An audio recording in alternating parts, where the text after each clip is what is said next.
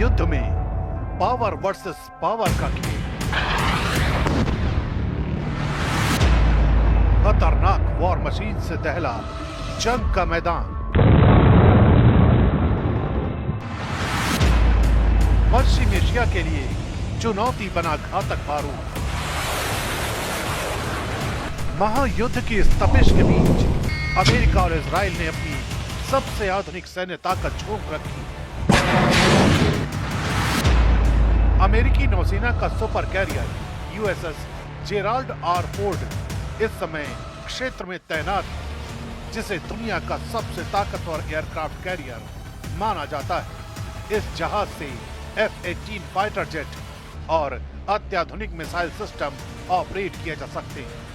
Israel ने भी अपने advance air defence system Iron Dome और डेविड स्लिंग को पूरी तरह एक्टिव कर रखा है। इसके अलावा अमेरिकी terminal high altitude area defence यानी थार्ड सिस्टम भी तैनात है, जो लंबी दूरी की बैलिस्टिक मिसाइलों को हवा में ही नष्ट करने के लिए बनाया गया है। यानी अमेरिका इजराइल इस जंग में अपनी सबसे हाईटेक डिफेंस और ऑफेंस क्षमता का इस्तेमाल कर रहे हैं। दूसरी तरफ ईरान भी अपनी मिसाइल और ड्रोन क्षमता के साथ पूरी ताकत झोंकता दिखाई दे रहा है। ईरान ने इस जंग के दौरान कई बार लंबी दूरी की बैलिस्टिक मिसाइलें दागने का दावा किया है, जिनमें खुर्रम शहर 4 और खैबर शेकन जैसी मिसाइलों का जिक्र किया गया। इन मिसाइलों की रेंज लगभग 2000 किलोमीटर तक बताई जाती है। इसी फहरिस्त में फत्ताह हाइपरसोनिक मिसाइल भी शामिल है। इसके अलावा ईरान ने बड़ी संख्या में कामिकाजे ड्रोन भी इस्तेमाल किए हैं, जिन्हें सस्ते लेकिन बेहद खतरनाक हथियार माना जाता है।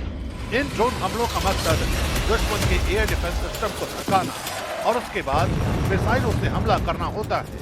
यही वजह है कि इस जंग में मिसाइल और ड्रोन का कॉम्बिनेशन लगातार दिखाई दे रहा है। इस जंग में सिर्फ मिसाइल और ड्रोन ही नहीं, बल्कि हाई प्रेसिशन हथियारों का भी इस्तेमाल हो रहा है।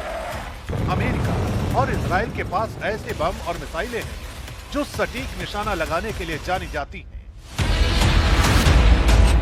रिपोर्ट के मुताबिक भारी बमों का इस्तेमाल भी किया गया, जिनका वजन 2000 पाउंड तक हो सकता है।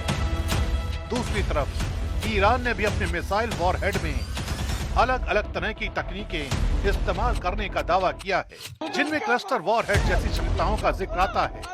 इन हथियारों का असर बड़े इलाके में देखा जा सकता है, यानी इस टकराव में दोनों पक्ष ऐसे हथियार इस्तेमाल कर रहे हैं जिनका असर सिर्फ सैन्य ठिकानों तक सीमित नहीं रहता, बल्कि पूरे इलाके को प्रभावित कर सकता है। यही वजह है कि इस टकराव को सिर्फ एक क्षेत्रीय जंग नहीं, बल्कि ताकत की सीधी टक्कर माना जा रहा है।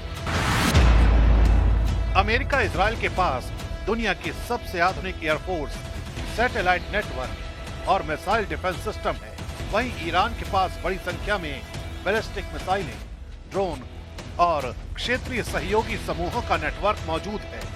यही कारण है कि ये टकराव लंबे समय तक खिंचने की आशंका जताई जा रही है। अगर दोनों इसी तरह अपनी सैन्य ताकत का इस्तेमाल करते रहे तो ये जंग सिर्फ इजराइल और ईरान तक सीमित नहीं रहेगी, बल्कि पूरे पश्चिम एशिया की स्थिरता को चुनौती दे सकती है।